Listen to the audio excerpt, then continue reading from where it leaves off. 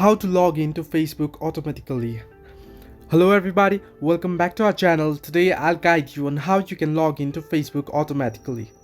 Now, the first thing is you'll need to log into your Facebook first on Facebook app and save the credentials for you to be able to log in automatically again.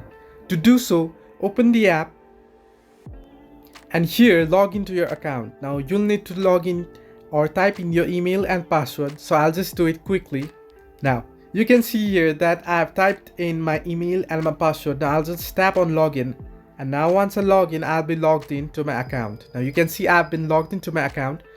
Now once on your Facebook homepage, just tap on the three-line icon on the top right corner of your screen, which you can find below your messaging icon. Scroll down all the way below and you'll find the option to log out. Now tap on log out, and here you can see you'll get an option to save your login info. We will save the login info for BPN Busnet, so you won't need to enter it next time you log in.